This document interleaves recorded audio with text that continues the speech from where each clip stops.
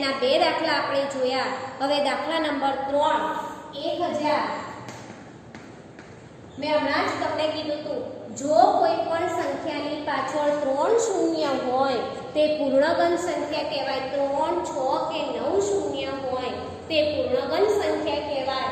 તો આ 1000 છે અને અહીંયા આપણને બાજુમાં વર્ગની અંદર મેં આપેલું છે કે એ 10 નો ઘન એ 1000 છે। તો આપણે એના અવયવ પાડીને આપણે જોઈશું 1000 એના ભાગ પાડીએ તો 1000 નો એકમનો અંક છેલ્લો શૂન્ય છે। તો આપણી બેની ચાવી પ્રમાણે કે જો એકમનો અંક શૂન્ય હોય તો એ સંખ્યાને આપણે 2 વડે નિશેષ ભાગી શકીએ છીએ। તો આપણે એને સૌથી પહેલા 2 થી ભાગાકાર કરીશું। 1000 ભાગ્યા 2 તો 2 પંચા 10 શૂન્ય ઉપરથી ઉતારી એક શૂન્ય આપણે ઉપર ચડાવીશું, બીજી શૂન્ય ઉતારીશું, એ પણ ઉપર ચડાવીશું એટલે આપણું ભાગફળ આવશે 500। તો 2 એ આપણે ભાગાકાર આવ્યો છે કે 500। હજી પણ એકમનો અંક શૂન્ય છે માટે એને આપણે 2 વડે નિશેષ ભાગી શકીશું 500 ને। તો 2 એ ભાગીશું તો 2 દૂ 4 છેદમાં 1 ઉપરથી ઉતારીશું 2 પંચા 10 તો આપણે 10 લખી દઈશું, ઉપરથી ઉતારી હજી એક શૂન્ય બાકી છે એ શૂન્ય આપણે અહીંયા ઉપર ચડાવી દઈશું। તો આપણું જે ભાગફળ આવ્યું છે તે 210 250। હજી પણ એકમનો અંક શૂન્ય છે તો એ સંખ્યાને હજી પણ આપણે 2 વડે નિશેષ ભાગી શકીશું। 2 એકા 2 2 માંથી 2 જશે તો 16 ઉપરથી ઉતાર્યા 5 2 દૂ 4 5 માંથી 4 જાય તો 1 ઉપરથી ઉતાર્યો 16 તો 2 પંચા 10 તો આપણું જે ભાગફળ આવ્યું છે 125। તો 2 આપણું ભાગફળ આવશે 125। હવે એકમનો અંક 5 છે, જો એકમનો અંક 5 હોય તો આપણે એ સંખ્યાને 2 વડે નિશેષ નથી ભાગી શકતા। તો 2 પછી આપણે 3 લઈશું તો 3 નો જો આ સંખ્યાનો સરવાળો આપણે કરી જોઈએ, જો એ સંખ્યાનો સરવાળાને આપણે 3 વડે ભાગી શકતા હોઈએ તો તેવી જ સંખ્યાને આપણે 3 વડે નિશેષ ભાગી શકાય। એ આપણી 3 ની ચાવી છે। તો આપણે 5 ને 2 7 7 ને 1 8 તો આ 8 ને આપણે 3 વડે નિશેષ નથી ભાગી શકતા। તો આપણે એને 3 વડે 125 ને 3 વડે ના ભાગી શકાય। તો આપણે 4 થી તો આપણે ભાગ કરવાનો જ નથી। અહીંયા આપણને ખબર છે એકી સંખ્યા જ આવી જોઈએ કે જે ઘડિયાની અંદર નથી આવતી। 4 તો ઘડિયાની અંદર આવે છે એટલે આપણે 4 ન લઈ શકીએ। હવે આપણે 5 લઈશું તો આપણને 5 ની ચાવી ખબર છે કે જે સંખ્યાનો એકમનો અંક 0 કે 5 હોય તેવી જ સંખ્યાને આપણે 5 વડે નિશેષ ભાગી શકીએ છીએ। તો આ સંખ્યાનો એકમનો અંક 5 છે તો માટે આ સંખ્યાને આપણે 5 વડે નિશેષ ભાગી શકીશું। તો 125 ને આપણે 5 વડે ભાગીએ તો 5 દૂ 10 થશે, ઉપરથી 2 અને એકમાંથી 1 જશે તો 0 ઉપરથી ઉતાર્યા 5 25 એ 5 ના ઘડિયામાં આવે છે કે પાયું 25 થશે તો 25 માંથી 25 જશે તો 0 રહેશે। તો 5 થી ભાગાકાર કરવાથી આપણને આપણું ભાગફળ 25 મળે છે। તો અહીંયા 5 લખી અહીંયા 25 લખીશું। હવે આપણને ખબર છે કે 25 એ 5 ના ઘડિયાની અંદર આવે છે કે પાયું 25 થાય છે। તો અહીંયા 5 આપણે લખીશું અહીંયા 5 એટલે કે પાયું 25 આવી જશે અને 5 એકા 5 કે જે આપણો છેલ્લો નીચે 1 આવવો જોઈએ એ 1 આપણે નીચે આવી ગયો છે। તેના આપણે અવયવો બાજુમાં લખીશું। જો 3 3 ની જોડ બને, ત્રિપુટી બને તો જ આ સંખ્યા પૂર્ણગણ સંખ્યા કહી શકાય। તો આપણે 1000 1 2 અને 3 છે, 2 3 વખત છે અને 5 પણ 1 2 અને 3 વખત છે તો 3 3 ની ત્રિપુટી બને છે માટે આ સંખ્યા પૂર્ણગણ સંખ્યા છે। તો આપણે લખીશું 3 3 ની જોડ બને છે માટે આ સંખ્યા પૂર્ણગણ સંખ્યા છે। તો 1000 બરાબર 2 નો ઘન લખી દેવાનો ગુણ્યા 5 નો ઘન। આ ઘનનું જે ઉપર જે ઘનમૂળ છે એ ઘનમૂળ આપણે આ બાજુ લઈ જઈશું તો 2 ગુણ્યા 5 એટલે 5 દૂ 10 થશે એટલે કે 1000 નું ઘનમૂળ 10 આવશે।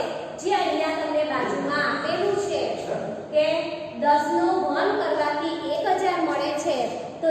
1000નું ઘનમૂળ એ 10 આવ્યું છે, માટે આ પૂર્ણ ઘન સંખ્યા કહી શકાય. દાખલા નંબર 4,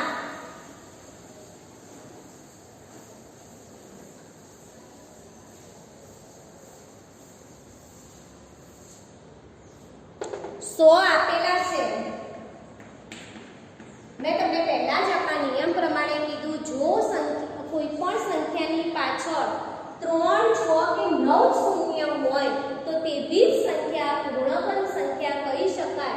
આ સંખ્યાની પાછળ 2 શૂન્ય છે, માટે આ સંખ્યા પૂર્ણઘન નથી બનતી. તો પણ આપણે અવયવ પાડીને એને દર્શાવવા પડે 100.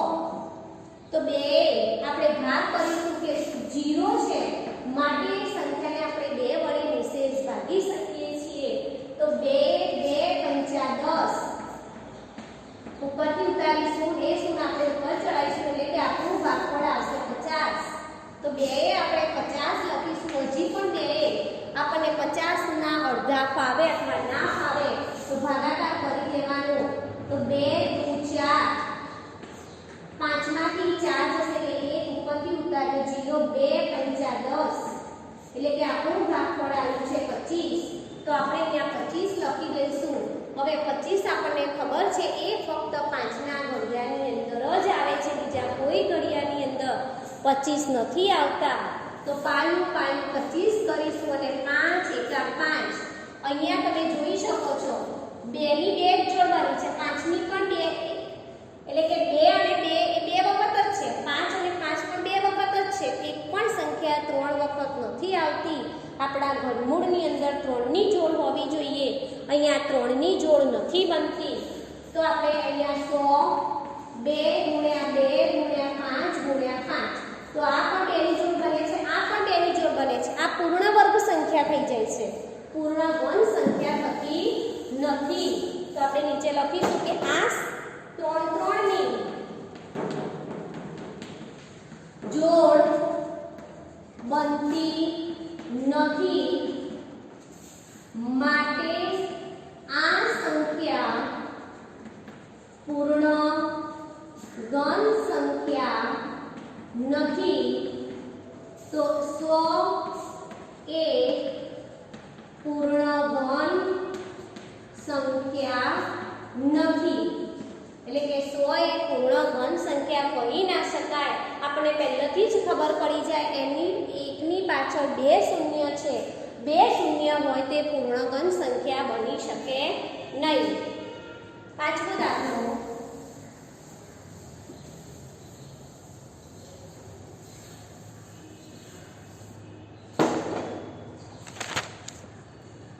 $46,665 એના આપણે હવે ભાગ પાડીશું. આપણને ખબર છે કે એનો એકમનો અંક 6 છે, તો 6 ને આપણે 2 વડે નિશેષ ભાગી શકીએ છીએ. તો આપણે એને ભાગાકાર કરીશું. 46,665 તો 2 × 4 0 ઉપરથી ઉતાર્યા 6, 2 કરી 6 0 ઉપરથી ઉતાર્યા 6, 2 કરી 6 ઉપરથી ઉતાર્યા 5, 2 × 4 1 વધ્યો 16, 2 × 8 16. તો આપણું ભાગફળ આવ્યું છે 23,328. એ ભાગફળ આપણે અહીંયા મૂકીશું કે 23,328 એ આપણું ભાગફળ આવ્યું છે. હજી પણ એનો એકમનો અંક 8 છે, જો 8 હોય તો પણ એને આપણે 2 વડે નિશેષ ભાગી શકીએ છીએ. તો આવી સંખ્યાને હજી પણ 2 વડે નિશેષ ભાગીશું. તો 2 એકા 2, 3 2 એકા 2 ઉપરથી ઉતાર્યા 13, એટલે 13 થયા 2 6 12, 3 માંથી 2 જશે 2 1 0 ઉપરથી ઉતાર્યા 2 2 6 12 ઉપરથી ઉતાર્યા 8 2 ચોક 8 તો આપણું ભાગફળ આવ્યું 11,664 આ આપણું જે ભાગફળ આવ્યું છે એ ભાગફળ આપણે અહીંયા લખીશું 11,664 એ આપણું ભાગફળ આવ્યું છે હજી પણ એકમનો અંક 4 છે 4 હોય તો આપણે એને 2 વડે નિશેષ ભાગી શકીએ તો આપણે ભાગાકાર કરીશું 11,664 તો 2 પંચા 10 1 0 6 2 અઠ્ઠા 16 ઉપરથી ઉતાર્યા 6 2 કરી 6 4 2 દુ 4 તો 2 થી આપણે ભાગ્યા તો એનું ભાગફળ આવ્યું 5,832 એનું ભાગફળ આવ્યું છે હજી પણ એકમનો અંક 2 છે તો એકમનો અંક જો 2 હોય તો પણ હજી એને પણ આપણે 2 વડે નિશેષ ભાગી શકીએ છીએ તો 5,832 તો 2 દુ 4 18 2 9 18 ઉપરથી ઉતાર્યા 3 2 એકા 2 1 ઉપરથી ઉતાર્યા 2 2 6 12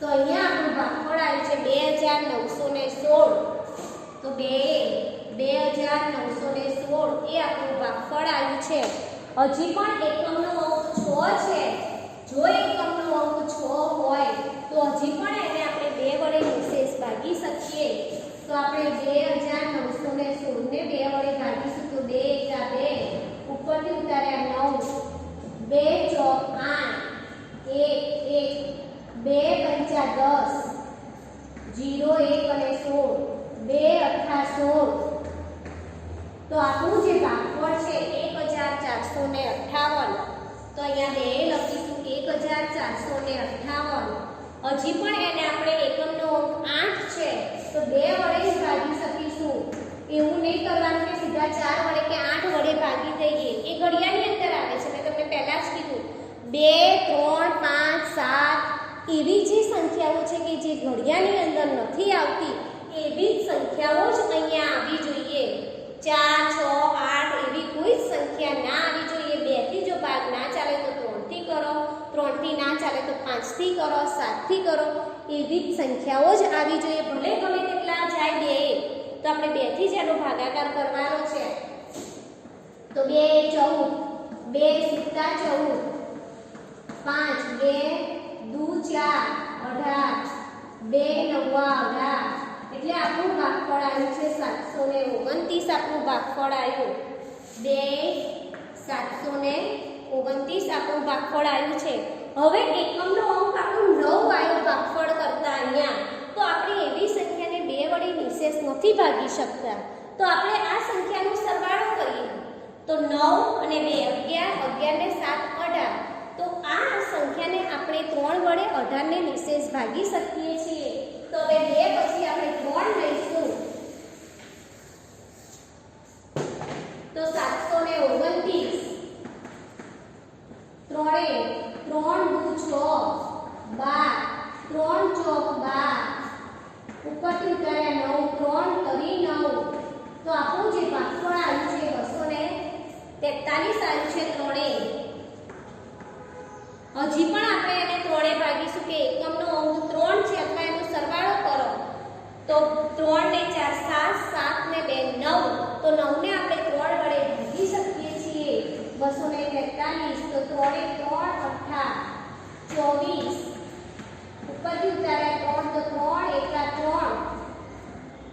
તો અહીંયા 3 81 આવશે હજી પણ 3 ને બંનેનો આપણે સરવાળો કરીએ 1 અને 8 9 થશે તો 9 ને પણ આપણે 3 વડે ભાગી શકીએ છીએ તો આપણે 81 ને આપણે 3 વડે ભાગીશું તો 3 દુ 6 8 માંથી 6 છે તો 2 રહેશે ઉપરથી ઉતાર્યો 1 3 સિત્તા 21 તો આપણું ભાગફળ આવ્યું છે 27 તો 3 એ 27 લખીશું હજી પણ આપણો ભાગ આગળ ચાલશે હજી તો આપણે 27 જ આવ્યા છે આપણે છેલ્લે 1 લાવવાનું છે તો અહીંયા નથી આવતું એટલે હું આ સાઈડે કરું છું 27 તો 3 આપણને ખબર છે કે 27 એ 3 ના ઘડિયાની અંદર આવતી સંખ્યા છે તો 3 ના ઘડિયામાં 27 9 આવે છે કે 3 9 પણ 3 ના ઘડિયામાં આવે છે તો 3 તરી 9 થાય છે અને 3 એકા 3 છેલ્લે આવે છે એટલે આપણે હવે જોઈએ કે દરેકની 3 ની ત્રિપુટી બને છે કે નથી બનતી તો 1 2 3 અને 3 ની ત્રિપુટી બને છે તો આવી સંખ્યા પૂર્ણગણ સંખ્યા હશે તો આપણે બાજુ એના લખીશું 46665 તો 2 એ 6 વખત છે તો આપણે 6 વખત 2 ને લખી દઈશું અને 3 પણ 6 વખત છે તો એને પણ આપણે લખી દઈશું 3 અને 3 આપણે 3 ની ત્રિપુટી બની ગઈ છે તો આપણે લખીશું કે આ સંખ્યા પહેલા ત્રિપુટીનું લખીશું 3 ની જોડ બને છે 3 ની જોડ બને છે માટે આ સંખ્યા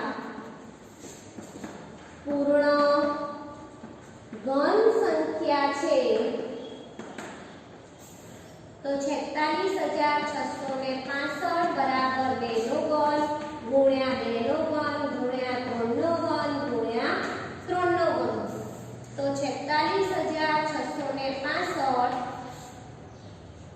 તો 2 ગુણ્યા 2 ગુણ્યા 3 ગુણ્યા 3 તો 2 દુ 4 4 તરી 12 અને 12 તરી 36 તો આ 36 નો ઘન છે એટલે કે ઘનમૂળ એટલે કે આ પૂર્ણ ઘન સંખ્યા કહી શકાય તો દાખલા નંબર 1 આપણો પૂરો થાય છે કે નીચેનામાંથી કઈ સંખ્યા પૂર્ણ ઘન નથી તો આપણે જોઈ લીધું કે 216 એ પૂર્ણ ઘન સંખ્યા છે 128 એ પૂર્ણ ઘન સંખ્યા નથી 1000 એ પણ પૂર્ણ ઘન સંખ્યા છે 100 એ પૂર્ણ ઘન સંખ્યા નથી અને છેલ્લી જે પાંચમી છે 46665 એ પર પૂર્ણ ઘન સંખ્યા છે તો પાંચમાંથી 3 સંખ્યા પૂર્ણ ઘન સંખ્યા છે અને 2 સંખ્યા પૂર્ણ ઘન સંખ્યા નથી આપણે એક દાખલા નંબર 1 પૂર્ણ